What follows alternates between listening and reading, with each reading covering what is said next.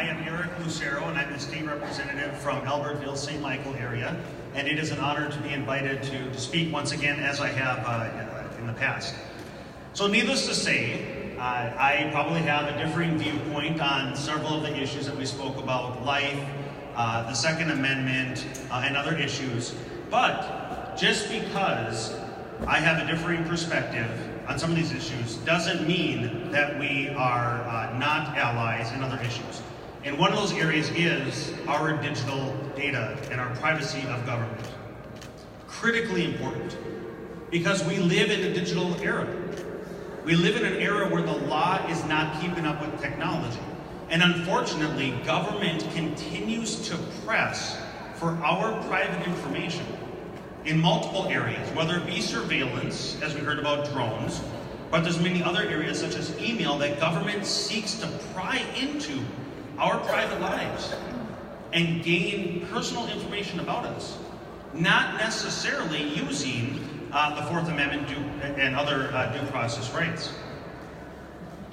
And so one of the things that I have been proud and allied with the ACLU on is, and I'll touch on some of them, a constitutional amendment to ensure that our digital data has the same protections, same Fourth Amendment protections as others: persons, houses, papers, and effects.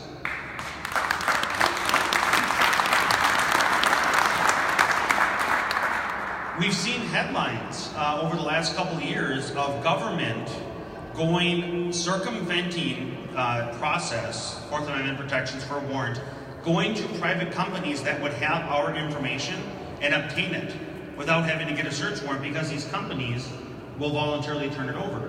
That is very frustrating to me. And we see that one example recently is some of these companies that have our genetic information. There is nothing more personal than our genetic information that's being collected by private companies, but then shared potentially with government. And so that's another area that definitely needs to be addressed. Why? Because our information, our genetic information, belongs to the individual. It doesn't belong to government. But unfortunately, right now, the law doesn't make that very clear. And so, again, I'm proud to work with Ben on this topic to push this issue and bring awareness. Student data privacy. My entire time in the legislature here, I have been working with Ben on the topic of student data privacy, because government and other entities, private third-party entities, private sector entities, are working to harvest information on our students, to data mine it, to create profiles on it, and then to share it with third parties, much of it without parental knowledge or permission. And so Chair Lash is standing back here, Chair Mariani was here earlier, I'm proud that they are allies on this topic.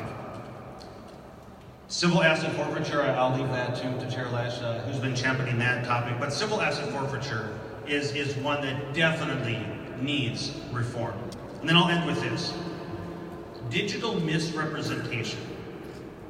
If you haven't heard about that, it is a significant concern. Because we live in an era, have you heard about artificial intelligence and how that continues the capabilities of AI continue to increase? Well, we're familiar with digital copies of pictures, videos, and maybe audio recordings of us. And when you combine the technological capabilities with artificial intelligence, digital misrepresentation is a severe threat. And what happens is, imagine taking a picture or an audio clip, a 30-second audio clip of any person, using capabilities such as artificial intelligence to extrapolate out from that audio clip or from a video of you, to extrapolate that out and produce something that did not happen, an event, a topic that you didn't say, up on stage, a video of something where you did not participate. And it'll be very difficult to confirm its authenticity. And we know a picture is worth 1,000 words, right? So if a picture that's been digitally manufactured of you is produced, how do you refute that? And so that's another area that we need to begin to address, because technology continues to advance. Well, once again, thank you.